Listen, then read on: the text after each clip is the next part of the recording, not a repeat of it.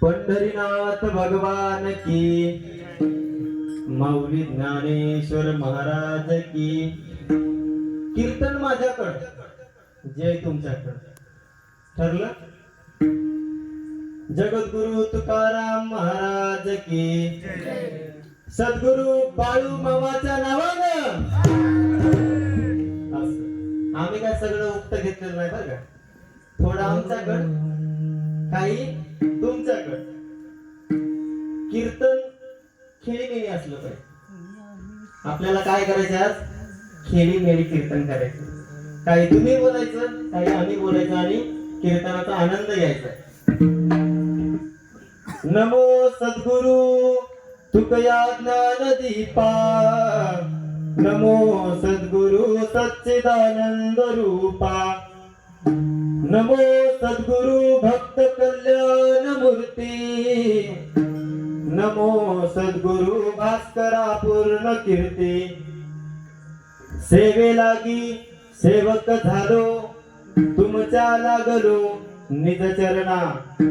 अहो स्वामी तुकया देवा, यावरी न करावा अभेरू. प्रथम नमन करू गणनाथा, उमा शंकराची सुता. त्यांच्या चरणावरी माथा, साष्टांगे आता दंडवत. दुसरे वंदन बंधू देव ब्राह्मण, ज्यांचे निपुण्य पावन.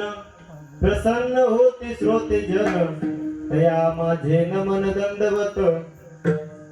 आता बंधू रंग भूमिका, कीर्तनी उभी होती लोका.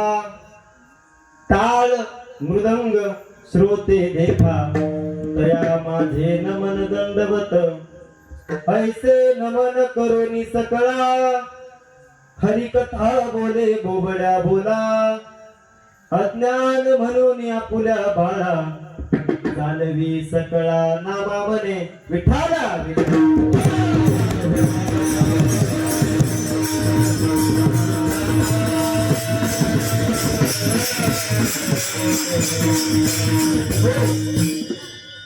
कीर्तनाला सुरुवात करण्या अगोदर अल्पसहा परिहार देणं वक्त्याचं आद्य कर्तव्य असतं.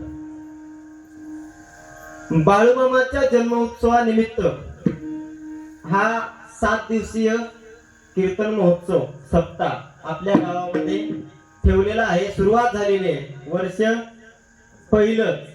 आणि एवढा आनंद, पाहावं तेवढं थोडंच आणि नवल करावं तेवढं थोडंच, एवढा आनंद आज आपल्या दरबारामध्ये आपल्याला पाहायला मिळतोय. रती महारथी या ठिकाणी उपस्थित आहेत. गायनाचार्य आमचे गुरुवर्य आदरणीय श्री हरिभक्त पारायण बंडू महाराज जरांगे, गुरुजींना धन्यवाद देतो. आमचे केशव महाराज रुपनार असतील आदरणीय, त्यांना पण धन्यवाद देतो. आणि सर्वच आमचे मित्रवर्य, सर्व आमचे गुरुजींची संस्था आहे पंढरपूरला, त्या संस्थेतील विद्यार्थी. आणि महत्वाची गोष्ट, ज्यांनी हा दरबार आनंदी झालाय ते म्हणजे आमचे हरिभक्त पारायण आदिनाथ महाराज जरांगे गुरुजी. एकदा गुरुजीसाठी जोरदार टाळ्या. आणि सर्वच उपस्थित मंडळी, समोर कीर्तन दरबार YouTube चॅनल आहे, त्यांचेही आभार मानतो आणि कीर्तनाला सुरुवात करतो.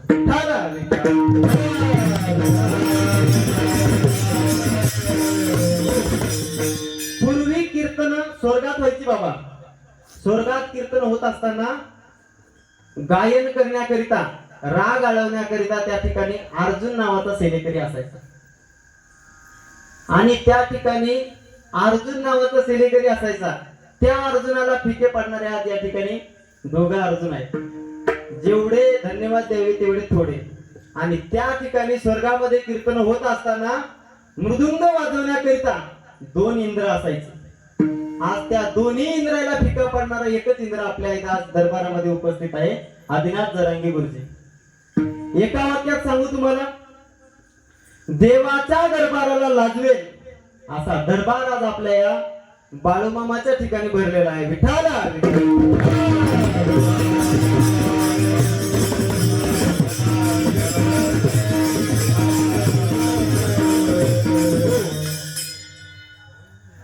नाम घेता वाया गेला, ऐसा कोणी ऐकिला.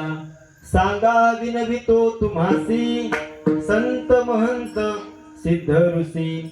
नामे तरला नाही कोणी, ऐसा द्यावा निवडूनी. आणि सलगीच्या उत्तरा तुका म्हणे क्षमा करा.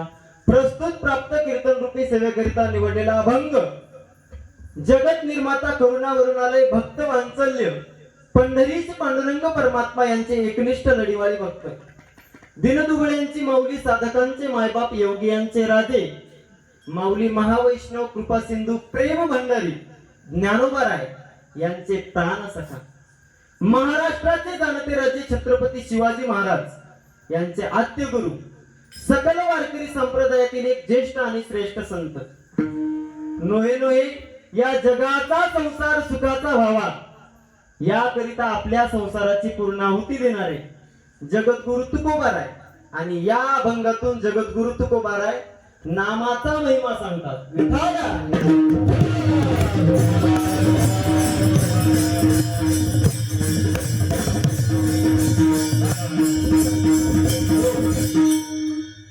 नाम घेता वाया गेला, ऐसा कोणी ऐकिला.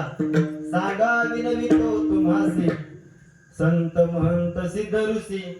सांगणारे जगद्गुरु तुकोबाराय आणि ऐकणारे तुम्ही आम्ही सर्वजण आहोत. सांगणाराचा अधिकार मोठा असला पाहिजे आणि ऐकणारा माणूस नम्र असला पाहिजे. मग जगद्गुरु तुकोबारायचा अधिकार मोठा आहे का? नामाचा महिमा जगद्गुरु तुकोबाराय सांगतात. जगद्गुरु तुकोबाराय नामाचा महिमा सांगायच्या पात्रतेचे आहेत का? प्रश्न निर्माण होते. तर जगद्गुरु तुकोबारायांचा पुरावा देतो मी. आम्ही नामाचे धारक, नेनो प्रकार अनेक, असे आपल्याला बरेच प्रमाण पाहायला मिळतील. जगद्गुरु तुकोबाराय कोण होते? नामाचे धारक होते. मग सांगणारे माणसं कसे येतं? पात्रतेचे. आणि ऐकणारे तुम्ही आम्ही नम्र आहोतच, यात काही वाद नाही, शंका नाही. जगद्गुरु तुकोबाराय सांगतात आपल्या पुढे 3 मुद्दे. संत जीवाचा उद्धार करण्याकरिता संत येत असतात, जगाचा सांभाळ करण्याकरिता संत येत असतात, जगाला जागृत करण्याकरिता संत येत असतात, आणि जीवावर परोपकार करण्याकरिता संत येत असतात.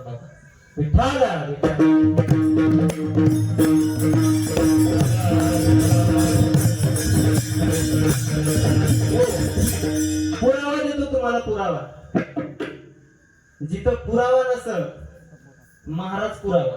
प्रत्येक वाक्याला, प्रत्येक शब्दाला पुरावा असला पाहिजे. जगद्गुरु तुकोबाराय संत 3 कारणाकरिता येत असतात. जेव्हा जीवाला सांभाळण्याकरिता, जीवाला जागर करण्याकरिता आणि जीवावर परोपकार करण्याकरिता येत असतात. त्यांचं नाव संत असतं. मग जीवाला सांभाळ करण्याकरिता येतात.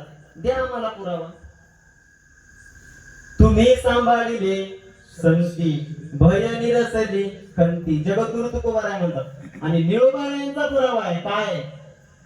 सांभाळिले सांभाळिले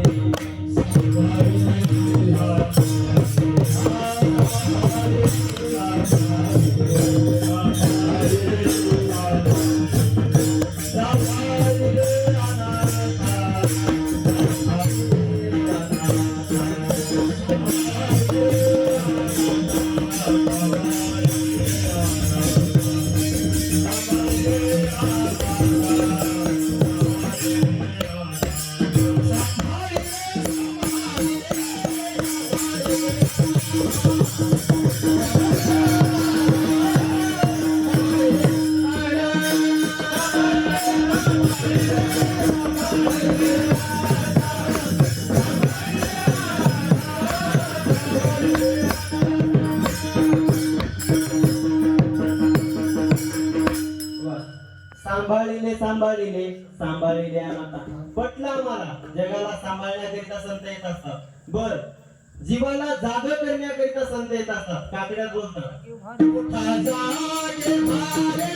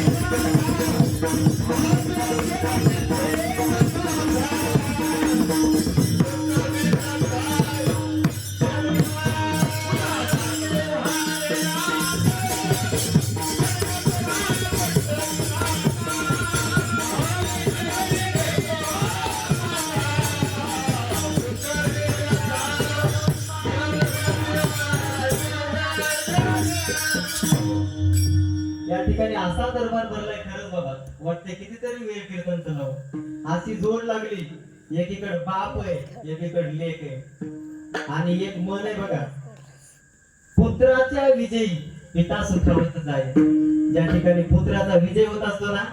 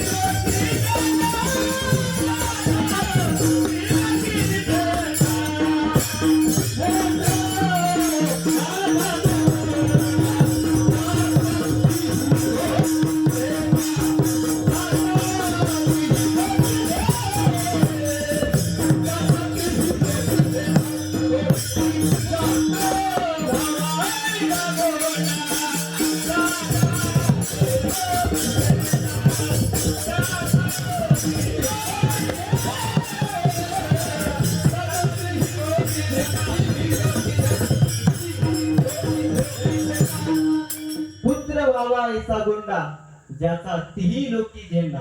असं या ठिकाणी दोघांची सांगड लागलेली.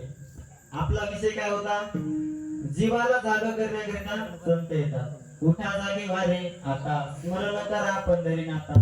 जगजोगी जगजोगी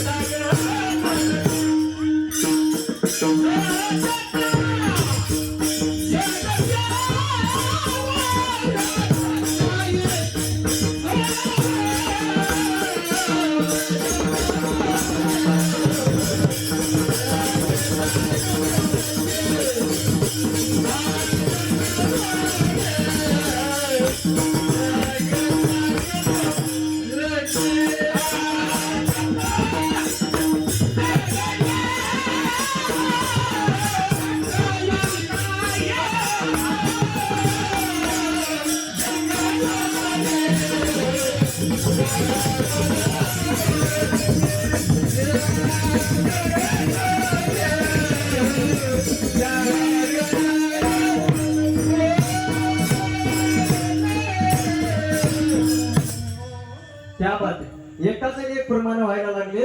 पण बाबा इथं आलेला सगळा समाज गायनच ऐकायला आला असं सांगता येत नाही. सगळा समाज पकवानच ऐकायला आलेला असेल असं सांगता येत नाही. तिकून पा आजी माझ्या डोळ्यापासून पाहिजे काय लावलं यानं गायन. थोडस प्रत्येक जण काहीतरी ऐकायला आलेला असते आणि काही जण महाराज पण बघायला आलेले असतात. ते बुट्टा आहे का ठेंगणं आहे, कोट घालून आला आहे का काय करून आला. महाराज बघाय करत असत आजी डोळ्यापासून पाहिजे माझ्याकडे. म्हणजे प्रत्येक जण काहीतरी नवीन नवीन पद्धती बघायला. कितीतरी प्रमाण असेल. उठा जागे वारे आता स्मरण करा पंढरीनाथा. पटलं आपल्याला जीवाला जागा करण्याकरिता संत येत असतात. कितीतरी पुरावे आपण दिले.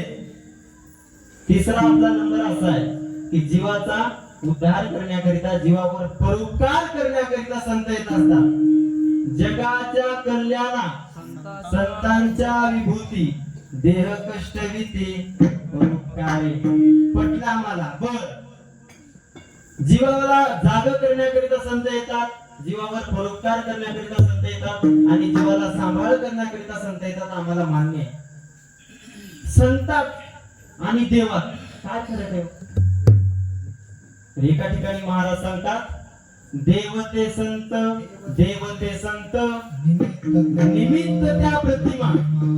देव तेच संत आणि संत तेच देव. जे आपण बाळूमामाला आज आलेलो आहोत. संत तेच देव आणि देव तेच संत. पुरावा आहे आपल्याकडे. बर आजचा आपला अभंग आहे नामाचं महत्व सांगणारा. पण ज्या कारणाकरिता आपल्याला हा जीव दिलेला आहे ते कारण सोडून आपण दुसरेच काम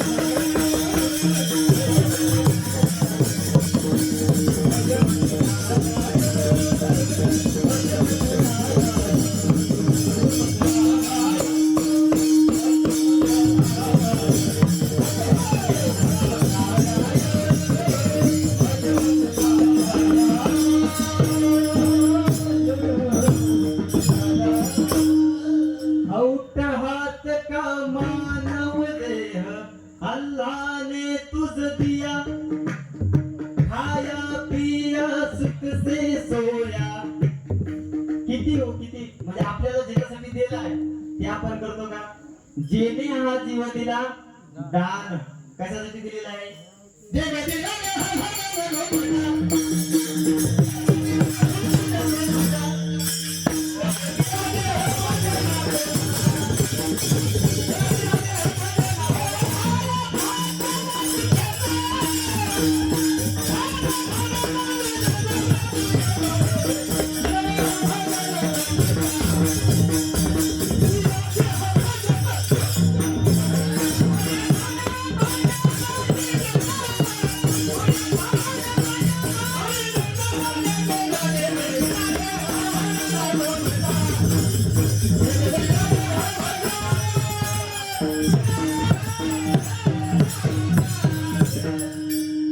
कशासाठी आपल्याला देव दिला देह? देवे दिला देह भजना गोमटा आणि तो या झाला फाटा. ज्याच्यासाठी दिले ते आपण करीत नाही. आणि माणसं किती खोटे सांगू तुम्हाला. आपण म्हणत असतो किती खोटा आहे तू. अरे हे इथे येऊन खोटा नाही बोलला, हे देवाला सुद्धा खोटं बोलून इथं आलाय. ज्या वेळेला गर्भात होता आईच्या गर्भात त्यावेळेला काय म्हणायचा? मला सोडून म्हणायचं इथून. इथं मळ मूत्र मांस इतकं दुर्गंधी म्हणायचं इथं. आणि इथून माझी काय करतो? सोडवण कर भाऊ, तुझ्या पाया पडतो म्हणायचा. कोणाला? देवाला म्हणायचा. आणि ज्या वेळेला बाहेर आला त्यावेळेला काय म्हणायला लागला माहितीये का? कवा कवा रडते का नाही कवा कवा. त्यावेळेला देवाला वचन दिलेलं खाली आल्याला विसरून घ्या, कधी म्हणला नाही. आणि आपण सहज म्हणत असतो किती खोटा आहे. अरे देवाला खोटं बोललं तर तू कोण आहे. म्हणून ज्याच्यासाठी देवानं देह आपल्याला दिलेला आहे ते जर केलं तर नक्कीच आपल्याला देवाची भेट झाल्याशिवाय राहणार. समाजात वावरत असताना आपण देवाचं नामस्मरण करा, वाणी शुद्ध होईल. वाणी जर शुद्ध करायची असेल तर एकमेव कारण देवाचं नामस्मरण. आणि महाराज आपल्या अभंगामध्ये काय म्हणतात माहितीये का?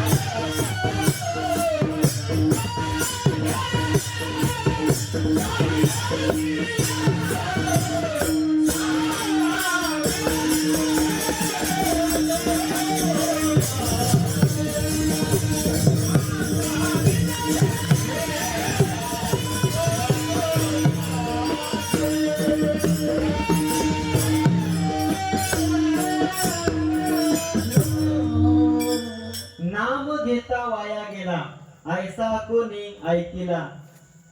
महाराज म्हणतात 4 वेद 6 शस्त्र आणि 18 पुराण या सगळ्या गोष्टीमध्ये मला नाम घेणारा माणूस वाया गेला असा शोधून दाखवा. महाराज म्हणतात सापडेल का हो शोधून? नाही सापडायचा. याचं कारण असं आहे कितीही नालायक माणूस असू द्या, नालायकातला नालायक असू द्या, त्याचा सुद्धा उद्धार होईल. त्याचं एकमेव कारण म्हणजे नामस्मरण. नामस्मरणानं कोणाचा उद्धार झाला सांगून जाऊ. सगळ्याला माहित आहे वल्ल्याकोळी. वल्ल्याकोळी कोण होता? कोळी याच्या घरामध्ये जन्माला आलेला तो वाल्या. किती पाप केलं त्याच्या एवढं पाप कोणच केलं नाही आणि करणारही नाही. एवढा पापी तो वाल्याकोळी. आलेल्या व्हॉट्सअपला मारायचा, त्याचं सोनं नाणं काय असेल पैसे सर्व लुटायचा आणि आपल्या घराचा निवारा करायचा. एक दिवस नारद महर्षी त्या वाटेने जात होते आणि नारद महर्षी जात असताना वाल्याकडे त्याला अडवलं. कारण रोजचाच धंदा आहे काय, व्हॉट्सअप आला अडवायचा, मारायचा, पैसे घ्यायचे आणि एक मोहरी एवढा खडा रांजणात टाकायचा. असे 7 रांजण त्या वाल्याकुळाला भरले होते. किती पापी असत त्याच्या पापाची गणना करताच येत नाही. नारद महर्षी त्या वाटाला आले. नारद महर्षीच्या गळ्यात विणा, हातात चिपळ्या आणि मुखात देवाचं नामस्मरण होतं. नारायण नारायण नारायण असा जप करीत करीत नारद महर्षी त्या वाटेवर जात होते. जात असताना वाल्याकुळानं नारद महर्षीला अडवलं, चाकू दाखवला. नारद महर्षी घाबरले नाही. वाटलं या परिसरातला प्रत्येक माणूस नावानं घाबरते मला, आणि याच्या डोळ्यात मला थोडी सुद्धा भीती दिसत नाही. कारण काय विचारलं, तू मला थोडा सुद्धा घाबरत नाही, याचं कारण काय? नारद मुनीने सांगितलं, तू ही माणूस आहे, मी ही माणूस आहे, तुला घाबरायचं कारण काय? अरे मी चोर आहे, मारून 7 रांजणं भरलेत मी, एवढे माणसं मारले. बर, नारद महर्षी म्हणले, एवढं पाप केलंय तू, एवढं लक्षात ठेव. जेवढे माणसं मारलेत गर्वानं सांगतोस, तेवढं तू पाप केलेलं आहे. आणि हे पाप करून तू काय केलं? तर त्या वल्ल्याकोळ्यानं सांगितलं, मी घराचा निवारा केलाय, घर आमचं आनंदात आहे, आमचं 1 टाइमची 2 टाइमची त्याच्यावर जेवणाची भागते सगळं आमचं, त्या वाट मारून आमची चोरी करून. नारद महर्षी म्हणले, हे कार्य जे पाप तू करतोस त्याचे भागीदारी कोण आहे? त्या वल्ल्याकोळ्यानं उत्तर दिलं, जे जे खातात ते भागीदारी, ज्याला ज्याला मी नेऊन देतो ते भागीदारी. जाऊन विचार म्हणले घरी. वल्ल्याकोळी घरी गेला, विचारलं आई वडिलांना, तुम्ही माझ्या पापात भागीदारी होणार का? आई वडिलांनी सांगितलं, तुला लहानाचं मोठं आम्ही केलं, काय आणून केलं, कसं आणून केलं हे तुला सांगितलं नाही. ते जर आम्ही पुण्यानं आणलं असेल आमचं आम्ही भोगणार, पापानं जर आणलं असेल आमचं आम्ही भोगणार. तुला मोठं केलं, आता तू आम्हाला जगवायचं काम करायचं. तू कसं आणायला हे तुला माहित, पापानं आणलं तू भोगणार, पुण्यानं आणलं तू भोगणार. बर, त्याला वाटलं मायबाप सुद्धा आपल्या पापात भागीदारी व्हायला तयार नाही. आता मुलांकडे गेला वाल्याकडे आणि विचारलं मुलांना, तुम्ही तरी माझ्या पापात भागीदारी होणार का? त्यांनी पण हेच उत्तर दिलं, जसं आता तुम्ही आम्हाला जगवताय आम्ही पण तुम्हाला जगवणार आहोत. मग तुम्ही पाप करून आणताय का पुण्य करून आणताय हा तुमचा प्रश्न राहिला. आणि उद्या आम्ही तुम्हाला जगवायला लागलो, आम्ही पुण्य करून आणू किंवा पाप करून आणू ते आमचं आम्ही बघू. त्याला वाटलं, जाऊ द्या, मायबापाने सोडून दिलं, जाऊ द्या, लेकरांनी सोडून दिलं, बायकोला तरी कमीत कमी आपल्या पापात भागीदारी व्हायलाच पाहिजे. बायकोला विचारलं, सांग तू तरी माझ्या पापात भागीदारी होणार का? बायको म्हणली, तुम्ही आणून माझ्यापाशी देता, मी शिजवते, तुम्ही कसं आणता तुमचं तुम्हाला माहित. ते जर तुम्ही पाप करून आणत असाल तर तुमच्या डोक्यावर पाप बसत, आणि जर तुम्ही पुण्य करून आणत असाल तर तुमच्या डोक्यावर पुण्य बसत. वल्ल्याकोळ्याला पश्चाताप झाला, एवढा पश्चाताप झाला, आणि वल्ल्याकोळी नारद महर्षीकडे गेले, माफी मागू लागले, सांगू लागले, आता या पापातून प्रायश्चित्त काय? तर त्या टायमाला नारद महर्षीने सांगितलं, या भूतलावर, या पृथ्वी तलावर एकच गोष्ट सत्य आहे, एकच गोष्ट साच आहे, आणि एकच गोष्ट खरी आहे. तिचं नाव काय? सत्य साच खरे, नाम विठोबाचे बरे. तू काय कर म्हणला? नामस्मरण कर. नामस्मरणात एवढी ताकद आहे, एवढी ताकद आहे, तुझा उद्धार झाल्याशिवाय राहणार नाही. आणि वल्ल्याकोळीनं ती गोष्ट मनावर घेतली, आणि काय परिणाम झाला हे तुम्हाला सांगणार आहे. कोळी याची कीर्ती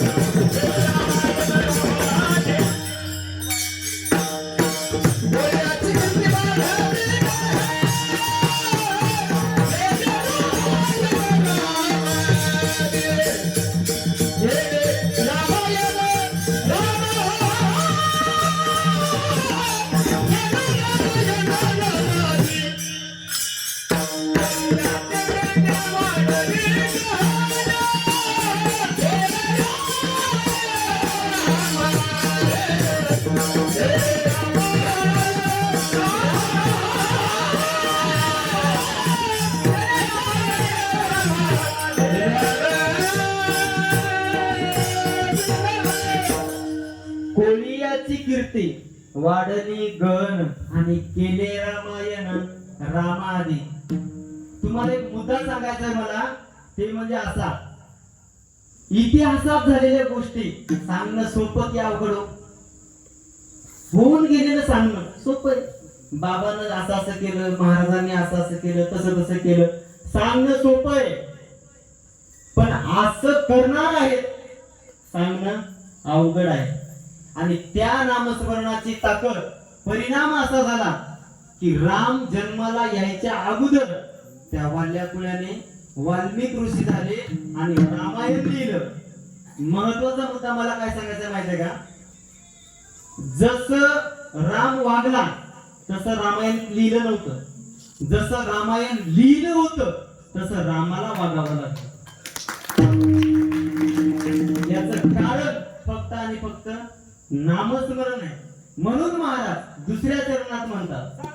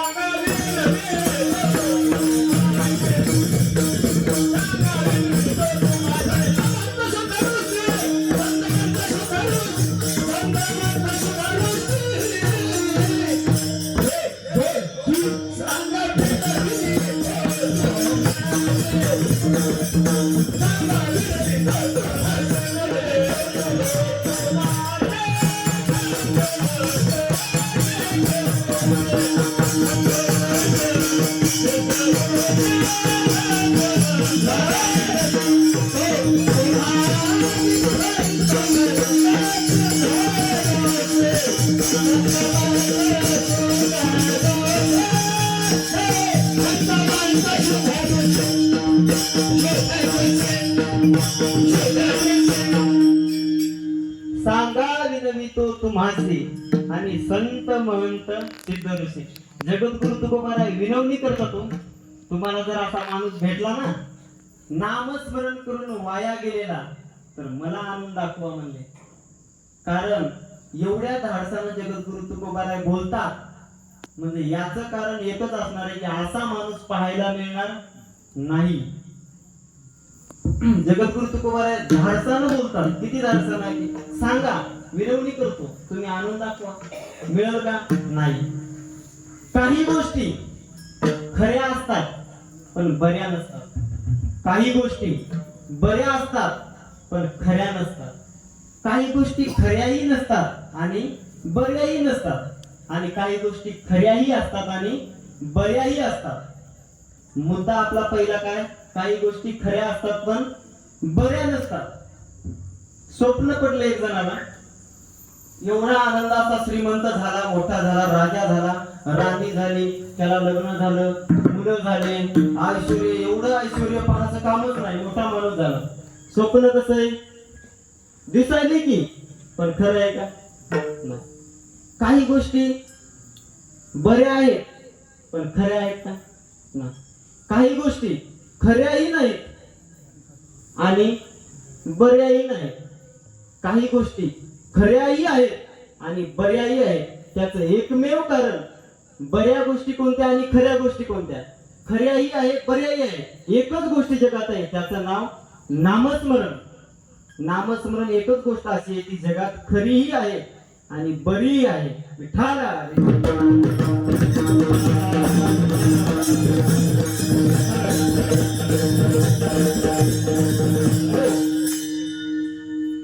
आल्यापासून महाराज नामस्मरण नामस्मरण नाम नाम लावून दिले. लोकांशी बोर झाले. नाम म्हणजे नेमकं नामात किती पावर आहे?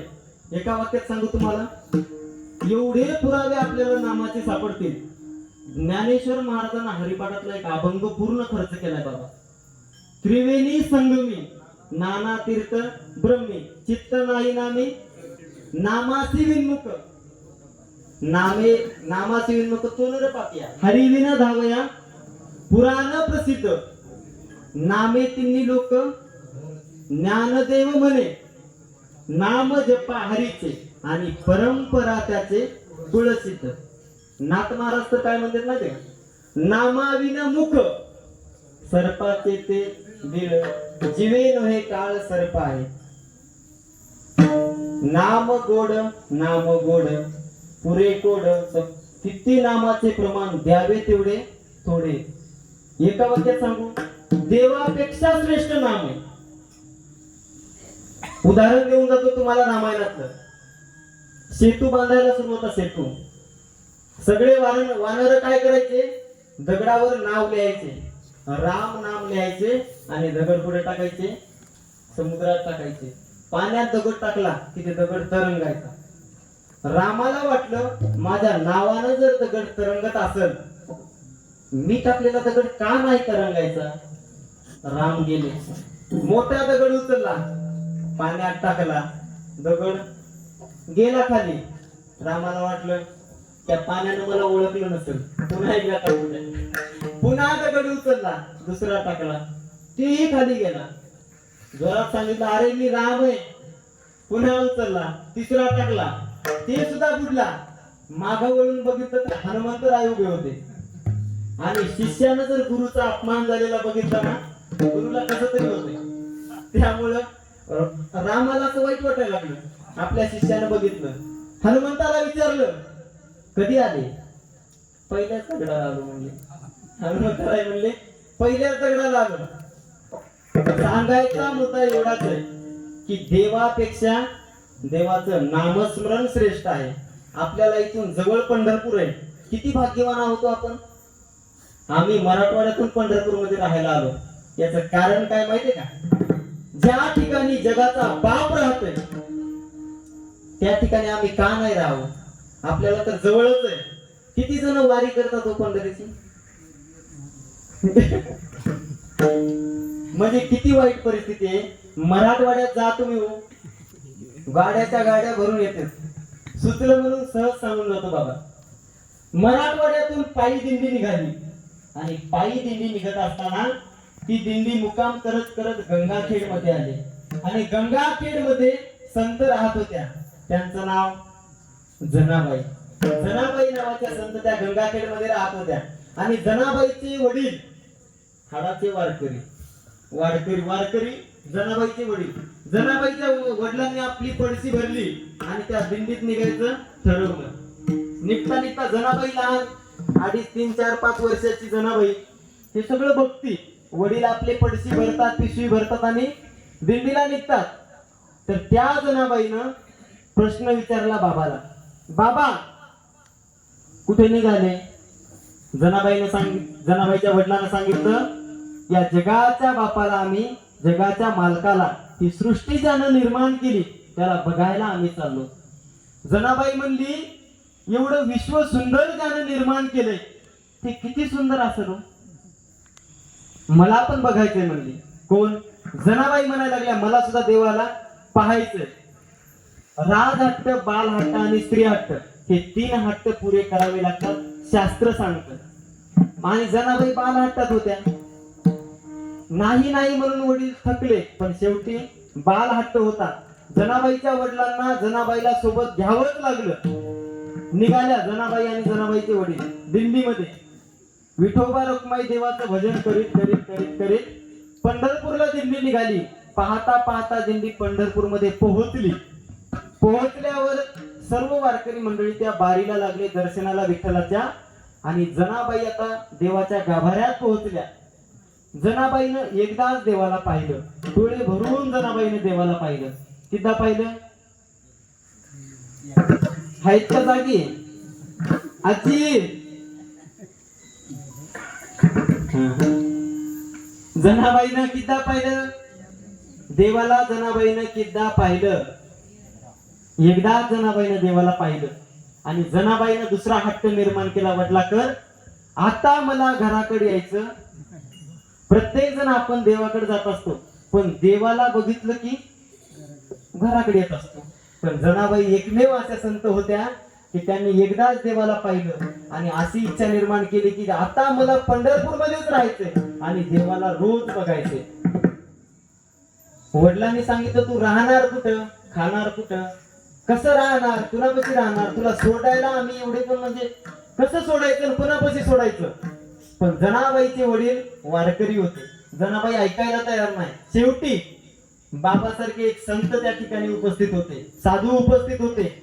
गळ्यामध्ये विणा, हातामध्ये चिपळी आणि मुखामध्ये देवाचं नामस्मरण. त्या साधूचं नाव, त्या संतांचं नाव संत शिरोमणी नामदेव महाराज. आणि त्या संतांच्या हातात जनाबाईचा हात जनाबाईच्या वडिलांनी दिला. त्या हाताचं सोनं झालं महाराज. सांगायचं मला अजून एक मुद्दा येतो. आपला हात जर चांगल्याच्या हातात गेला तर त्या हाताचं सोनं झाल्याशिवाय राहणार नाही. आणि आपला हात जर चुकीच्या हातात गेला तर त्या हाताची माती झाल्याशिवाय राहणार नाही. लक्षात ठेवा. आज आम्ही सर्व इथं गुरुजन मंडळी दिसतात, गुरुजी दिसतात, गुरुजीचे विद्यार्थी दिसतात. आम्ही सुद्धा गुरुजीचे विद्यार्थी दिसतो. आदेश गुरुजी या ठिकाणी उपस्थित आहेत, महाराज उपस्थित आहेत. आमचा हात चांगल्याच्या हातात गेला म्हणून या हाताचं सोनं झालं. जनाबाईचा हात नामदेव महाराजांच्या हातात गेला. जनाबाईला नामदेव महाराज भजनातून बाहेर आले आणि बघतात तर काय, आपल्या हाताला एक चिमुकली मुलगी आहे. नाव विचारलं, नाव काय, सांगितलं माझं नाव जनाबाई म्हणून मला सर्वजण ओळखतात. वडिलांचं नाव काय सांगता येणार, गावाचं नाव काय सांगता येणार. तुला काय करायचंय काहीच माहित नाही. फक्त एकच हट्ट होता, मला रोज देवाला एकदा बघायचंय. जनाबाईचा हट्ट होता, रोज देवाला मला एकदा बघायचंय. नामदेव महाराजाला प्रश्न पडला, हिला घरी तरी कसं नेऊ. नामदेव महाराजांच्या घरात 14 माणसांचा परिवार होता. प्रश्न पडला, इथं हम दोन हमारे दो ठिकाणं झाले तरी 14 माणसाच्या प्रपंचामध्ये 15वी जनाबाई न्यायची. कशी न्यायची. तरी सुद्धा नामदेव महाराज साधू होते, संत होते. नामदेव महाराजांनी जनाबाईला घरी नेलं. जनाबाई पहाटेच्या 3 वाजता उठल्या. कारण त्या जनाबाई पूर्वीच्या काळातल्या होत्या. आताची जनाबाई 11 वाजल्यावर घडीकडे पाहते. आज माझा अलाराम का वाजला नाही. हिचा अलारामच झोप आहे. झोपताना पूर्वी लोक कंदील बंद करायचे, लाईट बंद करायचे. आता नेट बंद करावं लागतंय आम्हाला. नेट बंद करल्याशिवाय झोप येत नाही. एवढा परिणाम त्या मोबाईलचा झाला. एक माणूस होता, मोबाईलचं निघलं म्हणून सहज सांगतो. एक माणूस निघला महाराज मोबाईल घेऊन, व्हॉट्सअप ते काय गेम खेळत खेळत निघला. घुसला दुसऱ्याच बाईच्या घरात. ती बाई पण मोबाईल मध्ये व्यस्त. ती काय जनाबाई होती का. तिनं बघितलं, तिला वाटलं आपलाच नवरा आला का. तांब्या आणला, पाणी भरून दिला हातात. त्यानं गट पेला आणि तेवढ्यात तिचा खरा नवरा आला. ते पण मोबाईल मध्ये. त्याला वाटलं आपणच चुकीच्या घरात आलो पण गेलो, निघून गेलं. म्हणजे मोबाईलचा परिणाम एवढा झाला. किती वाईट परिणाम मोबाईलचे. तर जनाबाई 3 वाजता उठायच्या. ती आजची जनाबाई नव्हती. आणि जनाबाई 3 वाजता उठल्या. थांबल्या होत्या कशासाठी. कशासाठी थांबल्या होत्या. इकडे लोक बोलत नाहीत का. बोलत नाही. कशासाठी थांबल्या होत्या जनाबाई. ए जनाबाई कशासाठी थांबल्या होत्या. देवाला पाहण्याकरिता जनाबाई थांबल्या होत्या. जनाबाई 3 वाजता उठल्या आणि निघाल्या देवाच्या दर्शनाकरिता. देवाला पाहण्याकरिता जनाबाई निघाल्या. तेवढ्यात नामदेव महाराजांना आवाज दिला, अरे जना चाललीस कुठं. जनाबाईने उत्तर दिले, मी या जगाच्या मालकाला पाहण्याकरिता इथं थांबले, त्यालाच बघायला चालले. नामदेव महाराज म्हणले, आपल्या घरात 14 माणसं आहेत. 14 माणसं आपल्या घरात आहेत. 14 माणसाचा आपल्या घराचा प्रपंच आहे. त्या माणसांना पाणी कोण तापवणार. जनाबाईनं पाणी तापव. पुन्हा जनाबाई 5 वाजले निघाला देवाला. पुन्हा नामदेव महाराजांनी आवाज द्यावा, ए जना चाललीस कुठं. जनाबाईने सांगावं, मी या जगाच्या मालकाला पाहायला चालले. पुन्हा सांगावं, अगं जना आपल्या घरात 14 माणसं आहेत. 14 माणसांचे कपडे तिथं पडलेले, धुवायचे कोण. जनाबाईनं कपडे धुवावे. 7 वाजले म्हणजे आताच्या जनाबाईचा उठायचा टाइम झाला. 7 वाजले जनाबाई पुन्हा देवाकडे निघाली. पुन्हा नामदेव महाराजांना आवाज द्यावा, ए जना चाललीस कुठं? जनाबाईने सांगावं देवाला पाहायला चालले. तरी सुद्धा नामदेव महाराजांना म्हणावं, 14 माणसांचा प्रपंच आपल्या घरात आहे, आपलं घर मोठं आहे आणि अंगण आपलं सारवायचं आहे, आपलं काही फरचीचं नाही. मग हे सारवणार कोण?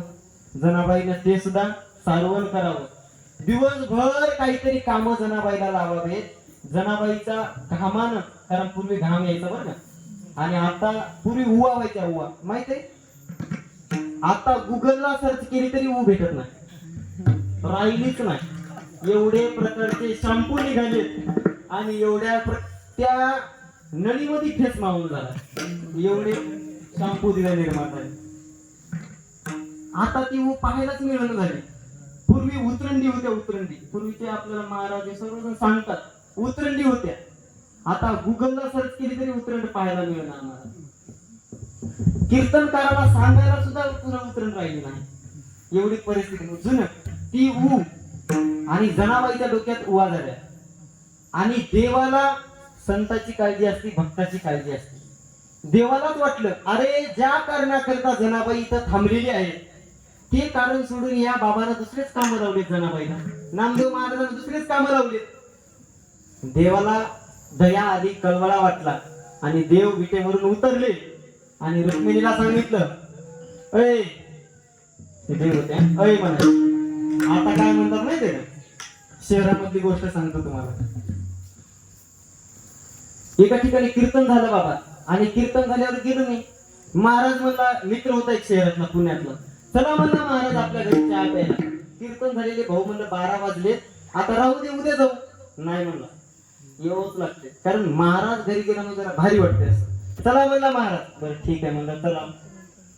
हे येडपट काय करते माहिती का, तिथूनच आवाज येत आहे, स्मिता, ए स्मिता, अगं दार उघडतेस का? ते नाकात बोलत असतात थोड्या शहरात. ए स्मिता, अगं महाराज आलेत आपल्या घरी. ते जनावर आलं की, जनावरच होत ते, केस मोकळे, केस मोकळे, ते पुन्हा काय ते गाऊन घातलेला, विण्याची खोल, ते आलं उठून माझ्याकडे. महाराज आलेत का आपल्या घरी? अरे शंकर, त्याचं नाव शंकर होतं, त्याला आऊ फिव काय म्हणत नव्हती ती. अरे शंकर, तू काय कर माहित आहे का, महाराजांना 1 कप टी कर आणि मलाही 1 कप टी कर. म्हणजे भाऊ पुन्हा मला बोलू नको इथं.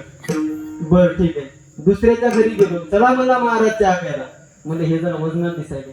गेलो चहा प्यायचे प्रसंग आम्हाला येत असतात. गेलो चहा प्यायला, त्यानं दरवाजा उघडला. बसा म्हणला महाराज. असा सोफा होता बसायला, एकदम असा भारी वाटलं बसल्याच्या नंतर. सोफा बसायला, आईस केसात. त्या कुठून हवा येत होती हे तर कळतच नव्हतं. ती एसी होती, ती भिंतीमध्ये घातलेली एसी होती. तिथून हवा पण गार लागत होतं, भारी वाटलं. बसलं आणि त्यानं आवाज दिला, बेबी बेबी. आता म्हणते बेबी म्हणल्यावर येईल असं जिंगरू फिंगरू, तिकून बेबा झाला की.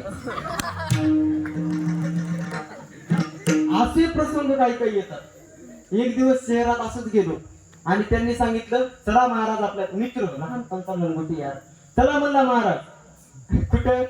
चहा प्यायला.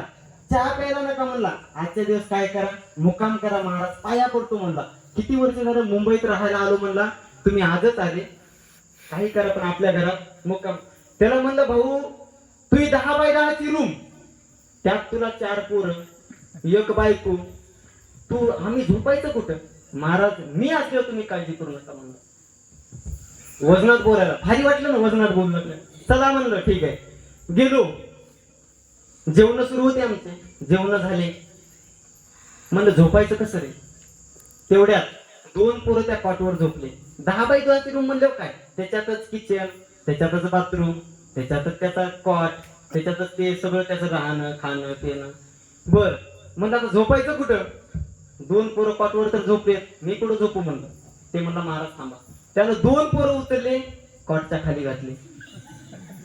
झाली म्हणला जागा. मला अरे अजून तुमचे अजून लेकरं राहिले, 4 लेकरं आहेत तुला. पुन्हा 10 मिनिटात दुसरे 2 लेकरं घरभर झोपले. ओके झालं. म्हणजे हे तर कॉटवर झोपले की. पुन्हा त्याने ते दोघं उचलले, कॉटच्या खाली झोपले. महाराज झोपा म्हणला, कॉट तुम्हाला मोकळा आहे. सकाळी उठून पाहिलं मी पण कॉटच्या खाली. असे प्रसंग येतात. आता हे झाली शहरातले. शहरात ऐकायला कसं वाटतं, कसं हसायला पाहिजे. हा शहरातलं म्हणलं का नाही, अशा हसतात खळखळून. अरे खेड्यातलं सांगतो. खेड्यात गेलो. चला म्हणलं महाराज चहा प्यायला. चला म्हणलं काय अडचण नाही. खेड्यातली माणसं वजनदार असतात हा. मिशीला ताव, डोक्यावर कडक टोपी, पायात कोल्हापुरी चप्पल. चला म्हणलं महाराज चहा प्यायला. म्हणलं माणूस जरा वजनदार दिसते ना. चला म्हणलं काय अडचण नाही. गेलो चहा प्यायला. 11-12 कीर्तन संपायची वेळ काय असते, 11:30-12 वाजलेले. हे गेला घरात.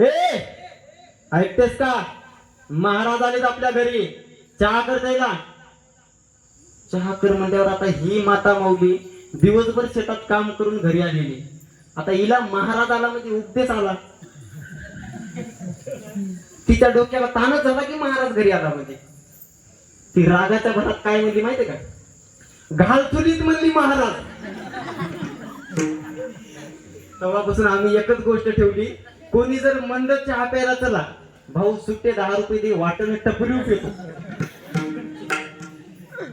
अशा परेशान्या व्हायला लागल्या. म्हणून चहा पिणं बंदच केले. 10 रुपये घ्यायचे, वाटण कुठेतरी टपरी उघडी दिसली तिथं गाडी थांबून 10 मिनिटं चहा प्यायचा. मग कोणाच्या घरी जायचं, विठाल